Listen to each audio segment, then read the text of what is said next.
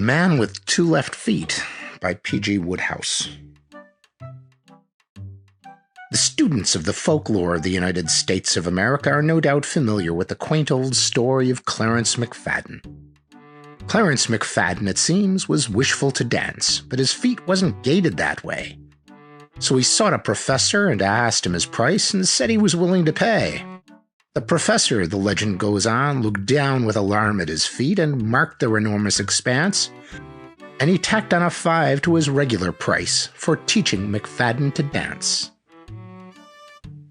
I have often been struck by the close similarity between the case of Clarence and that of Henry Wallace Mills.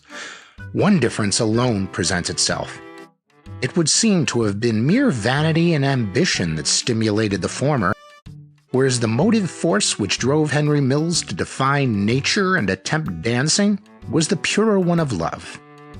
He did it to please his wife. Had he never gone to ye bonny Briarbush Farm, that popular holiday resort, and there met Minnie Hill, he would doubtless have continued to spend in peaceful reading the hours not given over to work at the New York bank at which he was employed as paying cashier. For Henry was a voracious reader. His idea of a pleasant evening was to get back to his little flat, take off his coat and put on his slippers, light a pipe, and go on from the point where he had left off the night before in his perusal of the Bis Cal volume of the Encyclopedia Britannica, making notes as he read in a stout notebook. He read the Bis Cal volume because after many days he had finished the A-and-os and the os-bis. There was something admirable and yet a little horrible about Henry's method of study. He went after learning with the cold and dispassionate relentlessness of a stoat pursuing a rabbit. The ordinary man who is paying installments on the Encyclopedia Britannica is apt to get overexcited and to skip impatiently to volume 28, vet-zim, to see how it all comes out in the end. Not so Henry.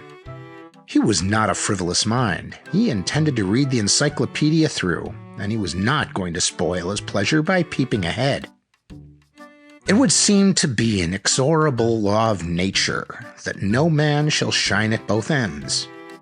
If he has a high forehead and a thirst for wisdom, his foxtrotting, if any, shall be as the staggerings of the drunken, while if he is a good dancer, he is nearly always petrified from the ears upwards. No better examples of this law could have been found than Henry Mills and his fellow cashier, Sidney Mercer. In New York banks, paying cashiers, like bears, tigers, and lions and other fauna, are always shut up in a cage in pairs, and are consequently dependent on each other for entertainment and social intercourse when business is slack. Henry Mills and Sidney simply could not find a subject in common. Sidney knew absolutely nothing of even such elementary things as abania, aberration, Abraham, or acrogeny, while Henry on his side was scarcely aware that there had been any developments in the dance since the polka. It was a relief to Henry when Sidney threw up his job to join the chorus of a musical comedy, and was succeeded by a man who, though full of limitations, could at least converse intelligently on bowls. Such, then, was Henry Wallace Mills. He was in the middle 30s, temperate, studious, a moderate smoker, and, one would have said, a bachelor of the bachelors, armor-plated against Cupid's well-meant but obsolete artillery. Sometimes Sidney Mercer's successor in the teller's cage, a sentimental young man, would broach the topic of women and marriage. He would ask Henry if he ever intended to get married. On such occasions, Henry would look at him in a manner which was a blend of scorn, amusement, and indignation, and would reply with a single word, "Me?" It was the way he said it that impressed you. But Henry had yet to experience the unmanning atmosphere of a lonely summer resort. He had only just reached the position in the bank where he was permitted to take his annual vacation in the summer, Hitherto, he had always been released from his cage during the winter months and had spent his 10 days of freedom at his flat with a book in his hand and his feet on the radiator. But the summer after Sidney Mercer's departure, they unleashed him in August. It was meltingly warm in the city. Something in Henry cried out for the country.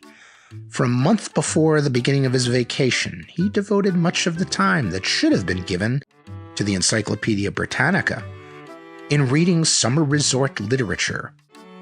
He decided at length upon Ye Bonny Briar Bush Farm because the advertisements spoke so well of it. Ye Bonny Briar Bush Farm was a rather battered frame building many miles from anywhere. Its attractions included a lover's leap, a grotto, golf links, a 5-hole course where the enthusiast found unusual hazards in the shape of a number of goats tethered at intervals between the holes, and a silvery lake, only portions of which were used as a dumping ground for tin cans and wooden boxes. It was all new and strange to Henry and caused him an odd exhilaration. Something of gaiety and reckless abandon began to creep into his veins. He had a curious feeling that in these romantic surroundings, some adventure ought to happen to him. At this juncture, Minnie Hill arrived. She was a small, slim girl, thinner and paler than she should have been, with large eyes that seemed to Henry pathetic and stirred his chivalry. He began to think a good deal about Minnie Hill. And then, one evening, he met her on the shores of the Silvery Lake. He was standing there slapping at things that looked like mosquitoes, but could not have been, for the advertisements expressly stated that none were ever found in the neighborhood of Ye Bonny Briar Bush Farm. When along she came, she walked slowly as if she were tired. A strange thrill, half of pity, half of something else ran through Henry. He looked at her. She looked at him. "Good evening," he said. They were the first words he had spoken to her. She never contributed to the dialogue of the dining room, and he had been too shy to seek her out in the open.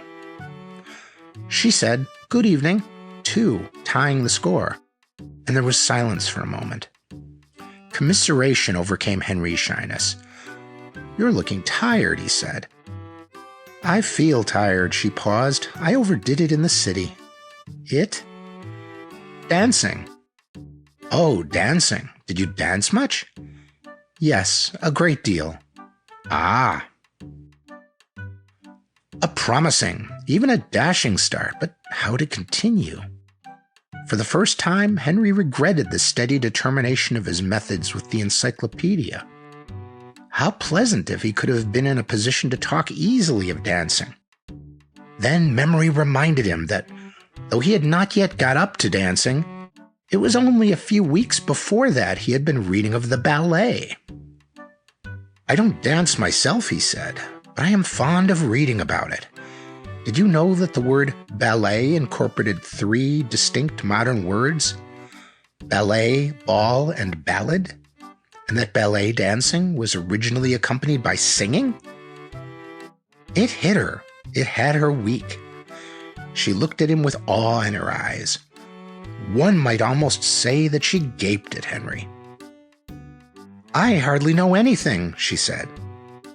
"The first descriptive ballet seen in London, England," said Henry quietly, "was The Tavern Bilkers, which was played at Drury Lane in 17-something. Was it? And the earliest modern ballet on record was that given by someone to celebrate the marriage of the Duke of Milan in 1489. There was no doubt or hesitation about the date this time. It was grappled to his memory by hoops of steel, owing to the singular coincidence of it being also his telephone number.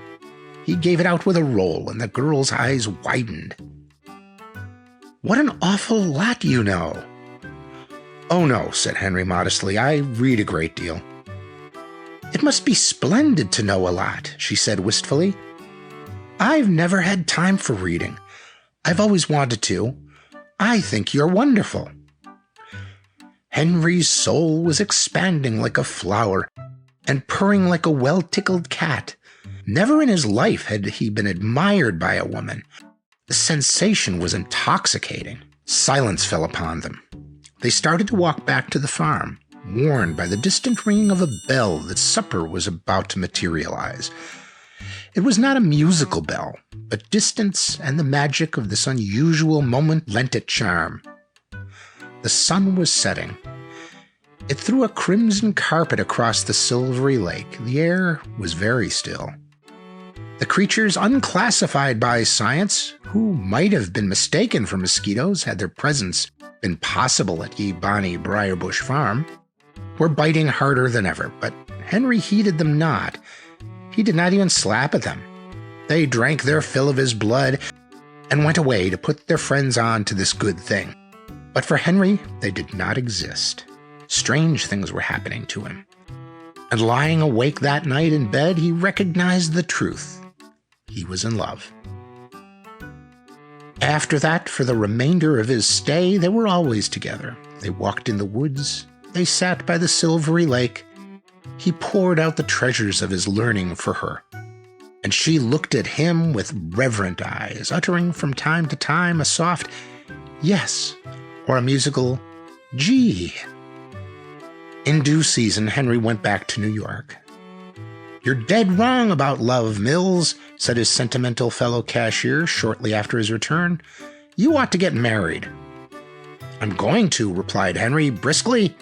"Week tomorrow," which stunned the other so thoroughly that he gave a customer who entered at that moment $15 for a $10 check, and had to do some excited telephoning after the bank had closed.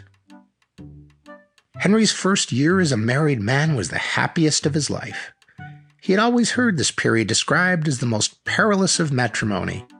He had braced himself for clashings of tastes, painful adjustments of character, sudden and unavoidable quarrels. Nothing of the kind happened.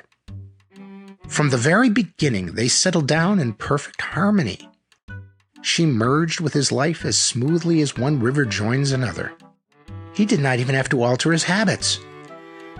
Every morning he had his breakfast at 8, smoked a cigarette, and walked to the underground. At 5 he left the bank, and at 6 he arrived home, for it was his practice to walk the first 2 miles of the way, breathing deeply and regularly. Then dinner, then the quiet evening, sometimes the moving pictures, but generally the quiet evening. He reading the encyclopedia, aloud now, Minnie darning his socks, but never ceasing to listen.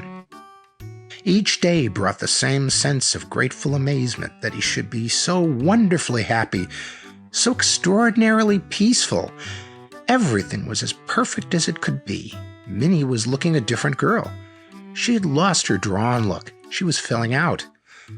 Sometimes he would suspend his reading for a moment and look across at her. At first, he would see only her soft hair as she bent over her sewing. Then, wondering at the silence, she would look up and he would meet her big eyes, and then Henry would gurgle with happiness and demand of himself silently, "Can you beat it?" It was the anniversary of their wedding. They celebrated it in a fitting style. They dined at a crowded and exhilarating Italian restaurant on a street off 7th Avenue, where red wine was included in the bill, and excitable people, probably extremely clever, sat round at small tables and talked all together at the top of their voices. After dinner, they saw a musical comedy, and then, the great event of the night, they went on to supper at a glittering restaurant near Times Square. There was something about supper at an expensive restaurant which had always appealed to Henry's imagination. Earnest devourer as he was of the solids of literature, he had tasted from time to time its lighter face, those novels which began with the hero supping in the midst of the glittering throng and having his attention attracted to a distinguished-looking elderly man with a gray imperial who was entering with a girl so strikingly beautiful that the revelers turn as she passes to look after her. And then, as he sits and smokes, a waiter comes up to the hero and, with a soft "Pardon, monsieur," hands him a note. The atmosphere of Geisenheimer's suggested all that sort of thing to Henry. They had finished supper and he was smoking a cigar. His second that day. He leaned back in his chair and surveyed the scene. He felt braced up, adventurous. He had that feeling which comes to all quiet men who like to sit at home and read. This was the sort of atmosphere in which he really belonged. The brightness of it all, the dazzling lights, the music, the hubbub, in which the deep-throated gurgle of the wine agent, surprised while drinking soup blended with the shriller note of the chorus girl calling to her mate.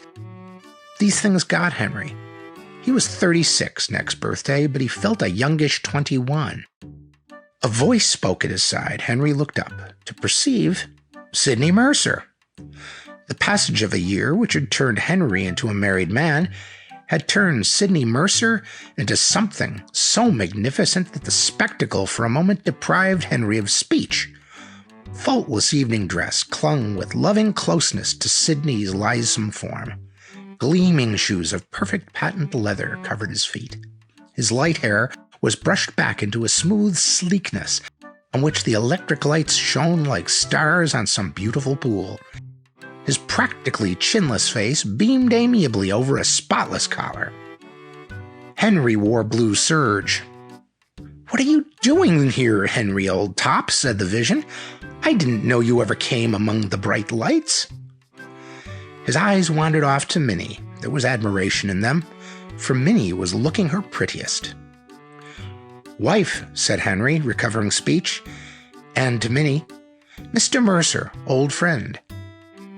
"So you're married! Wish you luck. How's the bank?" Henry said the bank was doing as well as could be expected. "You still on the stage?" Mr. Mercer shook his head importantly. "Got better job. Professional dancer at this show. Rolling in money. Why aren't you dancing?" The words struck a jarring note. The lights and the music until that moment had had a subtle psychological effect on Henry, enabling him to hypnotize himself. A feeling that it was not inability to dance that kept him in his seat, but that he had had so much of that sort of thing that he really preferred to sit quietly and look on for a change. Sidney's question changed all that. It made him face the truth. "I don't dance." "For the lum of Mike, I bet Mrs. Mills does. Would you care for a turn, Mrs. Mills?" "No, thank you, really." But remorse was now at work on Henry. He perceived that he had been standing in the way of Minnie's pleasure. Of course she wanted to dance. All women did. She was only refusing for his sake.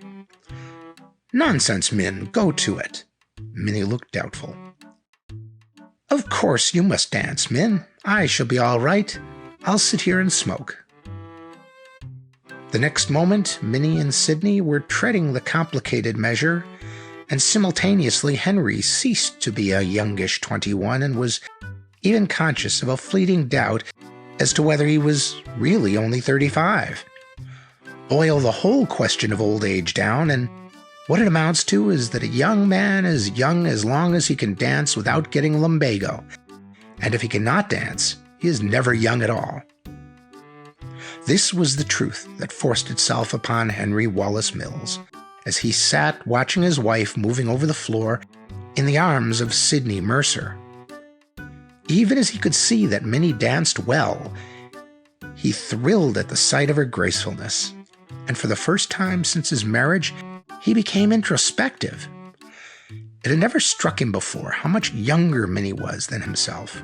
When she had signed the paper at the city hall on the occasion of the purchase of the marriage license, she had given her age, he remembered at the time.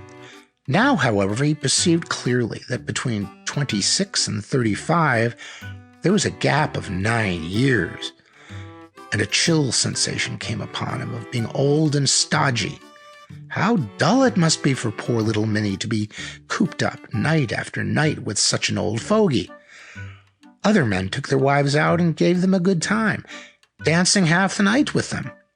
All he could do was sit at home and read Minnie dull stuff from the encyclopedia. What a life for the poor child, Suddenly he felt acutely jealous of the rubber-jointed Sidney Mercer, a man whom hitherto he had always heartily despised. The music stopped. They came back to the table, Minnie with a pink glow on her face that made her younger than ever, Sidney, the insufferable ass, grinning and smirking and pretending to be 18. They looked like a couple of children. Henry, catching sight of himself in a mirror, was surprised to find that his hair was not white. Half an hour later, in the cab going home, Minnie, half asleep, was aroused by a sudden stiffening of the arm that encircled her waist and a sudden snort close to her ear. It was Henry Wallace Mills resolving that he would learn to dance. Being of a literary turn of mind and also economical, Henry's first step towards his new ambition was to buy a 50-cent book entitled The ABC of Modern Dancing by Tango. It would, he felt, not without reason, be simpler and less expensive if he should learn the steps by the aid of this treatise than by the more customary method of taking lessons. But quite early in the proceedings, he was faced by complications.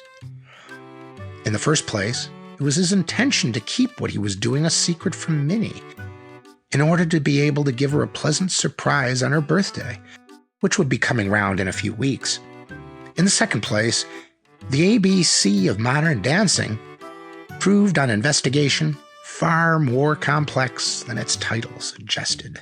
These two facts were the ruin of the literary method, for while it was possible to study the text and the plates at the bank, the home was the only place in which you could attempt to put the instructions into practice. You cannot move the right foot along dotted line AB and bring the left foot round curve CD in a paying cashier's cage in a bank. Nor, if you were at all sensitive to public opinion, on the pavement going home. And while he was trying to do it in the parlor of the flat one night, when he imagined that Minnie was in the kitchen cooking supper, she came in unexpectedly to ask him how he wanted the steak cooked. He explained that he had had a sudden touch of cramp, but the incident shook his nerve. After this, he decided that he must have lessons. Complications did not cease with this resolve. Indeed, they became more acute. It was not that there was any difficulty about finding an instructor. The papers were full of advertisements. He selected a Madame Gavarni because she lived in a convenient spot. Her house was in a side street with a station within easy reach. The real problem was when to find time for the lessons. His life was run on such a regular schedule that he could hardly alter so important a moment in it as the hour of his arrival home without exciting comment. Only deceit could provide a solution. "Min, dear?" he said at breakfast. "Yes, Henry." Henry turned mauve. He had never lied to her before. "I'm not getting enough exercise." "Why, you look so well." "I get a kind of heavy feeling sometimes. I think I'll put on another mile or so to my walk on my way home. So I'll be back a little later in the future." "Very well, dear." It made him feel like a particularly low type of criminal. But by abandoning his walk, he was now in a position to devote an hour a day to the lessons, and Madame Gavarni had said that that would be ample. "Sure, Bill," she had said. She was a breezy old lady with a military mustache and an unconventional manner with her clientele. "You come to me an hour a day, and if you haven't 2 left feet, we'll make you the pet of society in a month." "Is that so?" "It sure is. I never had a failure yet with a pupil. Except one, and that wasn't my fault." "Had he 2 left feet?" "Hadn't any feet at all. Fell off of a roof after the second lesson and had to have him cut off him. At that, I could have learned him to tango with wooden legs, but he got kind of discouraged." "Well, see you Monday, Bill. Be good." And the kindly old soul, retrieving her chewing gum from the panel of the door where she had placed it to facilitate conversation, dismissed him. And now began what in later years Henry unhesitatingly considered the most miserable period of his existence. There may be times when a man who has passed his first youth feels more unhappy and ridiculous than when he is taking a course of lessons in the modern dance, but it is not easy to think of them. Physically, his new experience caused Henry acute pain. Muscles whose existence he had never suspected came into being for, apparently, the sole purpose of aching. Mentally, he suffered even more. This was partly due to the peculiar method of instruction in vogue at Madame Gavarni's, and partly to the fact that when it came to the actual lessons, a sudden niece was produced from the back room to give them. She was a blonde young lady with laughing blue eyes, and Henry never clasped her trim waist without feeling a black-hearted traitor to his absent Minnie. Conscience racked him. Add to this the sensation of being a strange, jointless creature with abnormally large hands and feet, and the fact that it was Madame Gavarni's custom to stand in a corner of the room during the hour of tuition, chewing gum, and making comments. And it is not surprising that Henry became wan and thin. Madame Gavarni had the habit of endeavoring to stimulate Henry by frequently comparing his performance and progress with that of a cripple who she claimed to have taught at some previous time. She and the niece would have spirited arguments in his presence as to whether or not the cripple had one step better after his third lesson than Henry after his fifth. The niece said no, as well as perhaps, but not better. Madame Gavarni said that the niece was forgetting the way the cripple had slid his feet. The niece said yes, that was so. Maybe she was. Henry said nothing, he merely perspired.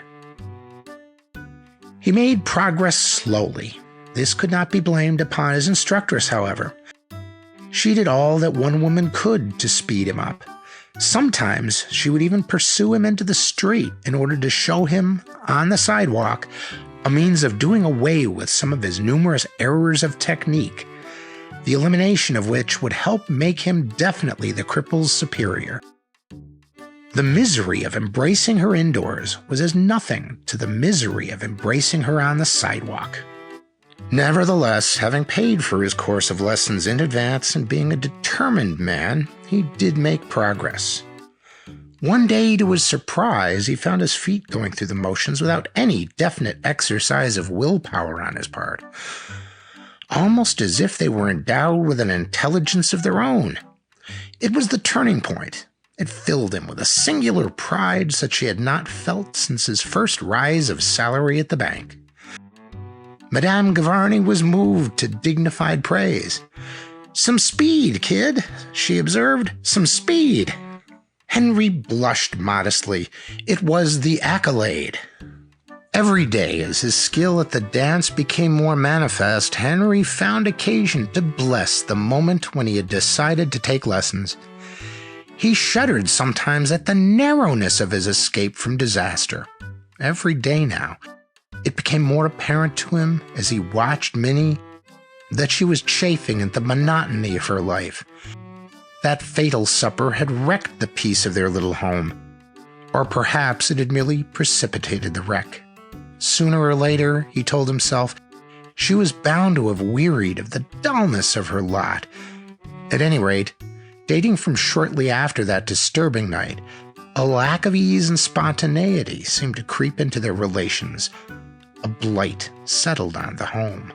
Little by little, Minnie and he were growing almost formal towards each other. She had lost her taste for being read to in the evenings, and had developed a habit of pleading a headache and going early to bed. Sometimes catching her eye when she was not expecting it, he surprised an enigmatic look in it. It was a look, however, which he was able to read. It meant that she was bored. It might have been expected that this state of affairs would have distressed Henry. It gave him, on the contrary, a pleasurable thrill. It made him feel that it had been worth it, going through the torments of learning to dance. The more bored she was now, the greater her delight when he revealed himself dramatically. If she had been contented with the life which he could offer her as a non-dancer, what was the sense of losing weight and money in order to learn the steps? He enjoyed the silent, uneasy evenings which had supplanted those cheery ones of the first year of their marriage. The more uncomfortable they were now, the more they would appreciate their happiness later on. Henry belonged to the large circle of human beings who consider that there is acuter pleasure in being suddenly cured of toothache than in never having toothache at all. He merely chuckled inwardly, therefore, when on the morning of her birthday, having presented her with a purse which he knew she had long coveted, he found himself thanked in a perfunctory and mechanical way. "I'm glad you like it," he said. Minnie looked at the purse without enthusiasm. "It's just what I wanted," she said listlessly. "Well, I must be going. I'll get the tickets for the theater while I'm in town." Minnie hesitated for a moment. "I don't believe I want to go to the theater much tonight, Henry." "Nonsense. We must have a party on your birthday. We'll go to the theater, and then we'll have supper at Geisenheimer's again. I may be working after hours at the bank today, so I guess I won't come home. I'll meet you at that Italian place at 6. "Very well. You'll miss your walk then?" "Yes, it doesn't matter for once." "No, you're still going on with your walks then?" "Oh, yes, yes." 3 miles every day?" "Never miss it. It keeps me well." "Yes." "Goodbye, darling."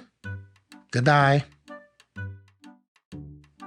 Yes, there was a distinct chill in the atmosphere. Thank goodness, thought Henry as he walked to the station. It would be different tomorrow morning. He had rather the feeling of a young knight who has done perilous deeds in secret for his lady and is about at last to receive credit for them. Geisenheimer's was as brilliant and noisy as it had been before when Henry reached it that night, escorting a reluctant Minnie. After a silent dinner and a theatrical performance during which neither had exchanged more than a word between acts, she had wished to abandon the idea of supper and go home. But a squad of police could not have kept Henry from Geisenheimer's. His hour had come. He had thought of this moment for weeks, and he visualized every detail of his big scene. At first they would sit at their table in silent discomfort. Then Sidney Mercer would come up, as before, to ask Minnie to dance. And then Henry would rise and, abandoning all concealment, exclaim grandly, "No, I am going to dance with my wife." Stunned amazement from Minnie, followed by wild joy. Utter rout and discomfiture of that pinhead Mercer. And then, when they returned to their table, he breathing easily and regularly as a trained dancer in perfect condition should, she tottering a little with the sudden rapture of it all, they would sit with their heads close together and start a new life. That was the scenario which Henry had drafted. It worked out, up to a certain point, as smoothly as ever it had done in his dreams. The only hitch which he had feared, to wit, the non-appearance of Sidney Mercer, did not occur. It would spoil the scene a little, he had felt, if Sidney Mercer did not present himself to play the role of foil. But he need have no fears on this point. Sidney had the gift, not uncommon in the chinless, smooth-baked type of man, of being able to see a pretty girl come into the restaurant even when his back was towards the door. They had hardly seated themselves when he was behind their table, bleating greetings. "Why, Henry, always here?" "Wife's birthday." "Many happy returns of the day, Mrs. Mills. We've just time for one turn before the waiter comes with your order. Come along." The band was staggering into a fresh tune, a tune that Henry knew well. Many a time had Madame Gavarni hammered it out on an aged and unwilling piano in order that he might dance with her blue-eyed niece. He rose. "No," he exclaimed grandly, "I am going to dance with my wife."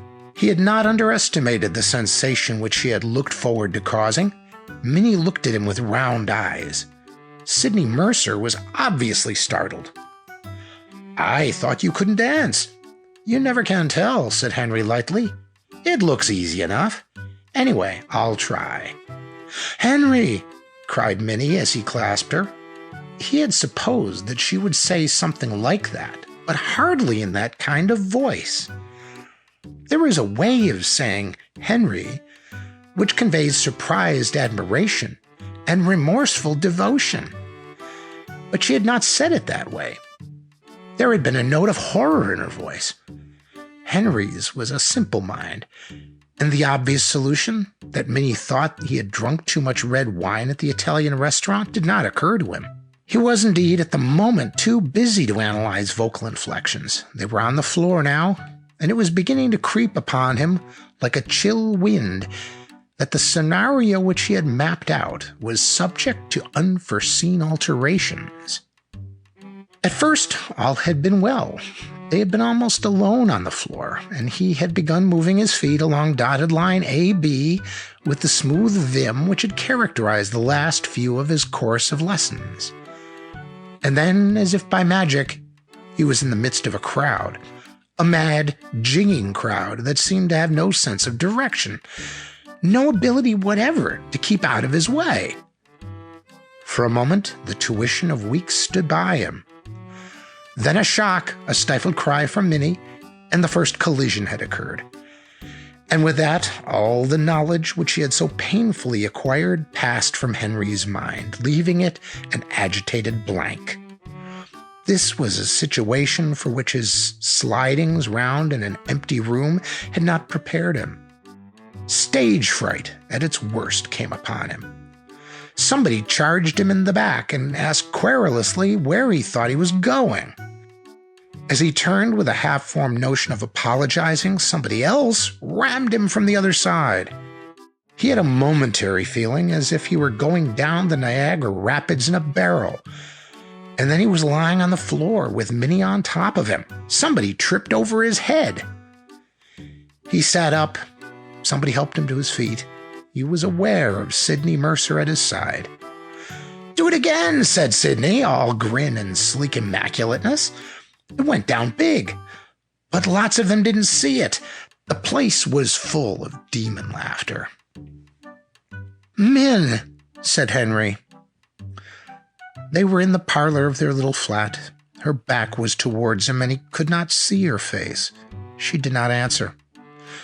She preserved the silence which she had maintained since they had left the restaurant. Not once during the journey home had she spoken. The clock on the mantelpiece ticked on. Outside, an elevated train rumbled by. Voices came from the street. "Min, I'm sorry." Silence. "I thought I could do it. Oh, Lord." Misery was in every note of Henry's voice. "I've been taking lessons every day since that night we went to that place first. It's no good. I guess it's like the old woman said, I've got 2 left feet. And it's no use my ever trying to do it. I kept it secret from you, what I was doing. I wanted it to be a wonderful surprise for you on your birthday. I knew how sick and tired you were getting of being married to a man who never took you out because he couldn't dance. I thought it was up to me to learn and give you a good time, like other men's wives. Henry!" She had turned, and with a dull amazement, he saw that her whole face had altered. Her eyes were shining with a radiant happiness. "Henry, was that why you went to that house? To take dancing lessons?" He stared at her without speaking. She came to him, laughing. "So that was why you pretended you were still doing your walks? You knew? I saw you come out of that house. I was just going to the station at the end of the street, and I saw you. There was a girl with you. A girl with yellow hair. You hugged her." Henry licked his dry lips. "Min?" he said huskily. "You won't believe it, but she was trying to teach me the jelly roll." She held him by the lapels of his coat. Of course I believe it. I understand it all now. I thought at the time that you were just saying goodbye to her. Oh, Henry, why ever didn't you tell me what you were doing? Oh, yes, I know you wanted it to be a surprise for me on my birthday, but you must have seen there was something wrong. You must have seen that I thought something. Surely you noticed how I've been these last weeks. I thought it was just that you were finding it dull. Dull? Here with you? It was after you danced that night with Sidney Mercer. I thought the whole thing out. You're so much younger than I'm in. It didn't seem right for you to have to spend your life being read to by a fellow like me. But I loved it. You had to dance. Every girl has to. Women can't do without it. This one can. Henry, listen. You remember how ill and worn out I was when you met me first at that farm? Do you know why it was? It was because I had been slaving away for years at one of those places where you go in and pay 5 cents to dance with the lady instructresses. I was a lady instructress. Henry, just think what I went through. Every day having to drag a million heavy men with large feet round a big room. I tell you, you are a professional compared with some of them. They trod on my feet and leaned their 200 pounds on me and nearly killed me. Now perhaps you can understand why I'm not crazy about dancing. Believe me, Henry, the kindest thing you can do to me is to tell me I must never dance again. You, he gulped. Do you really mean that you can stand the sort of life we're living here? You really don't find it dull? Dull? She ran to the bookshelf and came back with a large volume. Read to me, Henry dear. Read me something now. It seems ages and ages since you used to. Read me something out of the encyclopedia. Henry was looking at the book in his hand. In the midst of a joy that almost overwhelmed him, his orderly mind was conscious of something wrong. But this is the Med-Mum volume, darling.